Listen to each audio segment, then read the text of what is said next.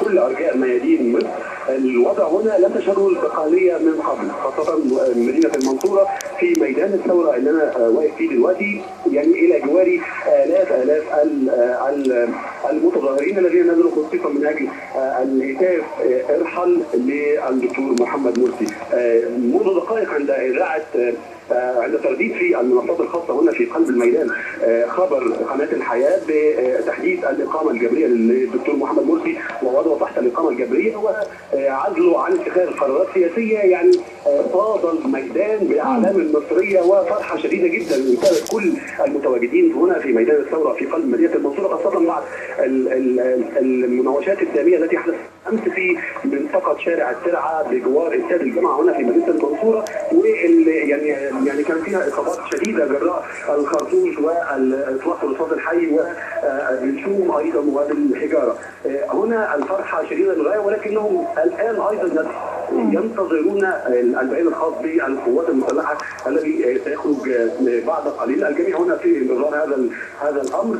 يعني الفرحه شديده للغايه. هنا اجواء كرنفاليه احتفاليه تسيطر على قلب مدينه المنصوره عند المرور في كافه شوارع المنصوره. نجد مكبرات الصوت يعني تحث المواطنين على المجيء الى هنا الى قلب ميدان الثوره في قلب مدينه المنصوره في مسيرات ضخمه من اجل الاحتفال بهذا اليوم. يعني هذا اليوم رغم مناوشات الامس الا ان هذا اليوم يعتبر احتفاليا بالنسبه لاهالي المنصوره هنا. منذ دقائق كان في سياره شرطه بتعبر، ويعني كانت يعني فرحه للغايه. الاهالي يعني صعدوا على سياره الشرطه البوكس هذه التي جابت الميدان، يعني مرددين جميعا الشرطه والشعب ايد واحده.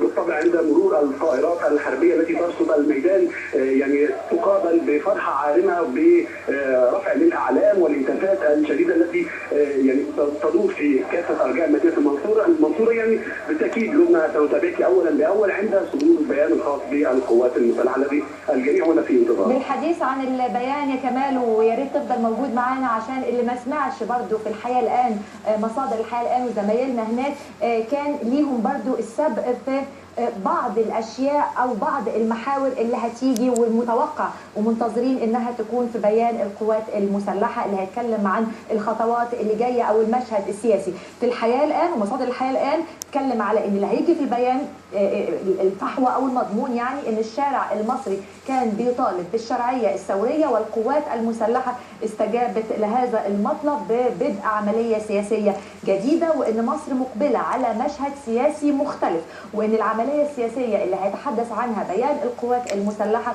هيكون فيه اشراك لجميع الوان الطيف السياسي والقوى السياسيه الفاعله في المشهد السياسي المصري دون اقصاء لاحد، بما فيهم طبعا الاخوان المسلمين او حزب الحريه والعداله او التيار الاسلامي السياسي بشكل عام. وان اهم حاجه ان بالفعل احنا مقبلين على مشهد سياسي مختلف بعد بيان الثاني للقوات المسلحه.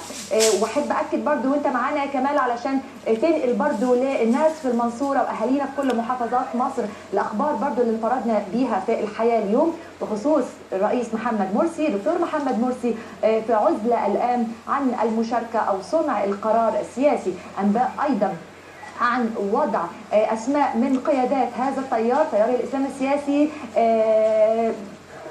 من ممنوعين من السفر، بما فيهم استاذ عصام سلطان، دكتور عصام العريان، النائب محمد العمده، دكتور البلتاجي، دكتور صفوت حجازي، والمهندس خيرت الشاطر، بالاضافه لجميع المتهمين في قضيه وادي النطرون. اخبار ثانيه لها علاقه باسمين تحديدا، اسمين كانوا حاجزين اماكن على رحله الخطوط الجويه الاردنيه متجهين في طريقهم لعمان، الرحله رقم 506. الاسمين دول هم دكتور عصام العريان القيادي طبعا في جماعه الاخوان المسلمين، واستاذ عصام سلطان نائب رئيس حزب الوسط، كانوا حاجزين اماكنهم وتذاكرهم على الطياره دي وتم منعهم من السفر.